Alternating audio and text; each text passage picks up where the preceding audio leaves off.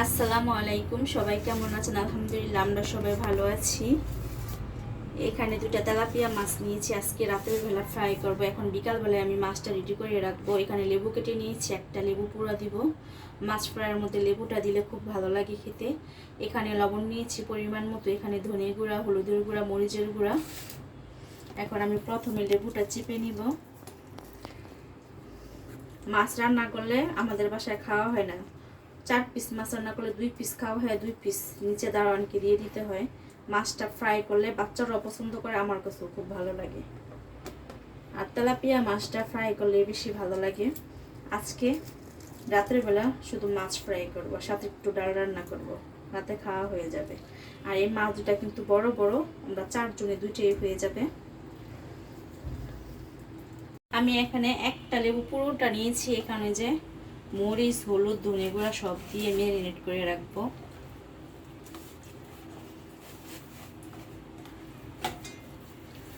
আমি একটু সয়াবিন তেল দিব উপরে, তাহলে মশলাটা ভালো করে মাছের গায়ে লাগবে।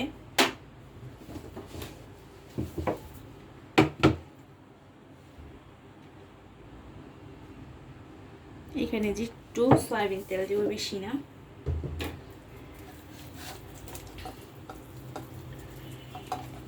এই তেলাপিয়া মাছ দিয়ে একদিন বারবিকিউ করব।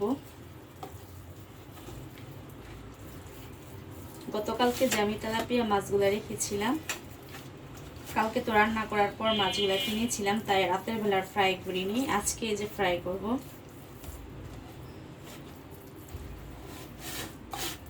এখন আমি 2 ঘন্টার জন্য এইভাবে রেখে দিব ঢেকে।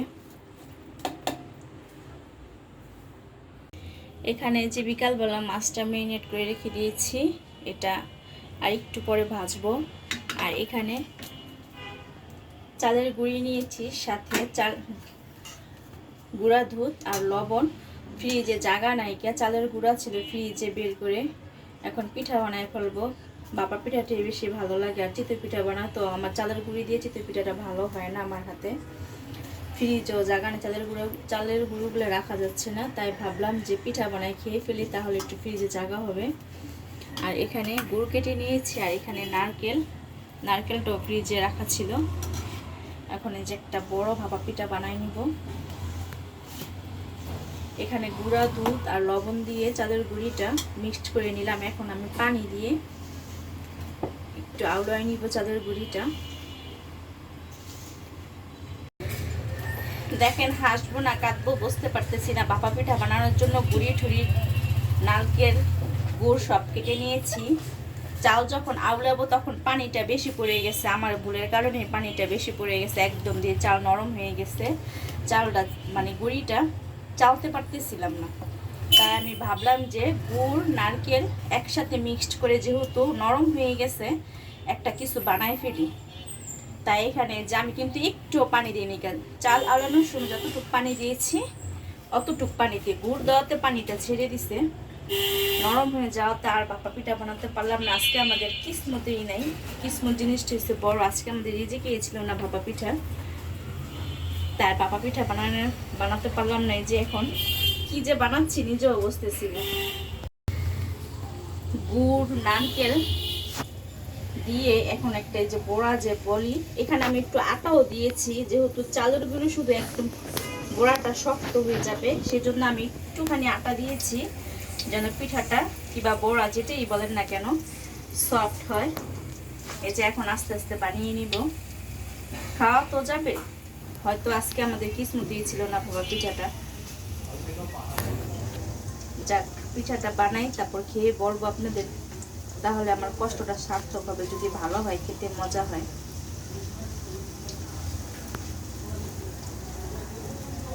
এই যে আস্তে আস্তে এইভাবে সবগুলা পিঠা বানিয়ে নিব।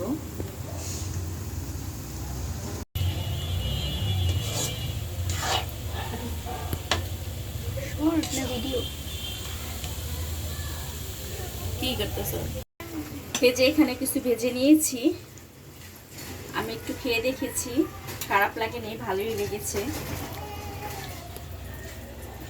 বাকিগুলো আমি একইভাবে সবগুলা বানিয়ে নিব। এই যে বাচ্চারা নিয়ে খাচ্ছে, খেতে কিন্তু খারাপ হয়নি, মজা হয়েছে। এখন সব পিঠাগুলো বানাই নিব আমি। পিঠা খেয়ে এখন রাতে রান্না করার জন্য চলে আসছে। এই যে মাছটা এখন ফ্রাই করে নিচ্ছি। মাছটা একটা একটা করে ফ্রাই করবো। আমি ফ্রাই প্যানে বসাই নেই, কারণ ফ্রাই প্যানে বসাইলে আমার কড়াইটা নষ্ট হয়ে গেছে। ফ্রাই প্যানটা মাছটা লেগে যাবে, তাই আমি এই কড়াইতে বসাইছি, তেলের কড়াই এটা। আর এই যে এক পিস করে মাছটা ভেজে নিব। এটা আমার মাছ দুটো হয়ে গেছে ভাজা। তেলাপিয়া মাছটা ভেজে নিয়েছি, আর এখানে ভাতটাও রান্না করে নিয়েছি আমি। এই যে গরম গরম ভাত, রাতের খাবার সাথে তেলাপিয়া মাছ। আর এখানে ডাল আছে, আমি ডালটা রান্না করি নি, গতকালকে একটু ডাল আছে, এটা দিয়ে আমাদের হয়ে যাবে সবার, তাই আর ডাল রান্না করি নি। এখন রাতের খাবারটা গুছাই নিব। এখানে যে আমাদের রাতের খাবার গুছিয়ে নিয়েছি, সাথে আমি লেবু আর পেঁয়াজ কেটেছি, ডাল তো আছে।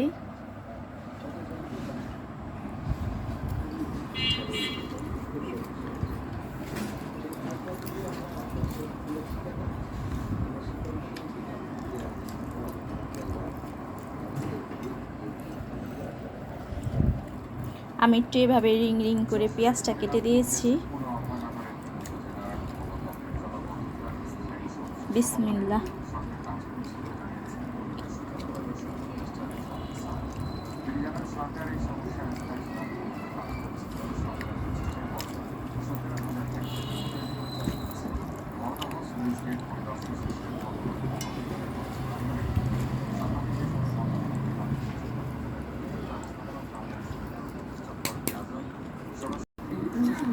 এই যে মাছটা প্রথমে খেয়ে এখন ডাল নিয়েছি।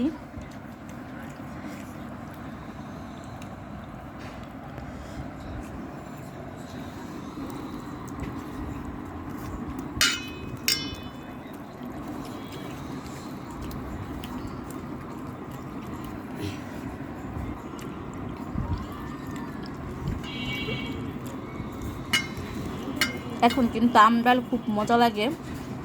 আমি তো আজকে 3 দিন ধরে প্রতিদিন আমডাল রান্না করি, অনেক মজা লাগে আমডাল এখন।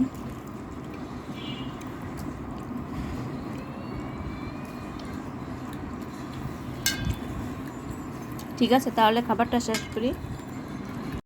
রাতে খাবারের পর এখানে যা প্লেট বাসন ছিল সব কিছু আমি ধুয়ে পরিষ্কার করে রেখে দিয়েছি, রান্নাঘরটাও ক্লিন করে নিয়েছি।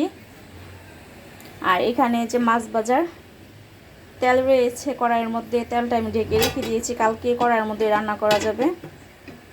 আর এখানে খাবারের পানি ফুটিয়ে নিচ্ছি। রাতের বেলায় আমি পানিটা ফুটিয়ে রাখি, কারণ দিনের বেলা গ্যাস থাকে না। রান্নাঘরটা আমি পুরোটি ক্লিন করে নিয়েছি। আর এখানে যে সাফওয়ান দৌড়াদৌড়ি করতেছে, খেলা করতেছে। বিকালবেলা যে আমি পিঠাগুলা বানিয়েছিলাম, এটা খাওয়া হয়েছে পিঠাগুলা। আর অনেকগুলা পিঠা রয়ে গেছে, অনেকগুলা পিঠা হয়েছিল, অর্ধেক খাওয়া হয়েছে, অর্ধেক রয়ে গেছে। আর এখানে একটা রুটি আনা হয়েছে সাফওয়ানের টিফিনে দেওয়ার জন্য। এই রুটিটা পিজার মতো দেখা যাচ্ছে, সাফওয়ান খুব পছন্দ করে এই রুটিটা। সাফওয়ানের আব্বু অফিস থেকে আসার সময় নিয়ে আসছে, এটা কেটে কালকে সাফওয়ানকে টিফিন দিয়ে দিব। একটা পলিথিনে ছিল ওই রুটিটা, আমি পলিথিন থেকে এভাবে প্লেটে রেখেছি, কারণ পলিথিনে খাবার ভালো থাকে না, এজন্য আমি এভাবে প্লেটে নিয়ে ঢেকে রেখে দিব। আর এখানে যে দেখেন সাফওয়ান রাতে খাওয়া দাওয়ার পর এখন খেলা করতেছে, আর এখন খেলা করতে ইচ্ছা করতেছে। ঠিক আছে, তাহলে আজকের ভিডিওটি এখানেই শেষ করি। সবাই ভালো থাকবেন, আল্লাহ হাফেজ।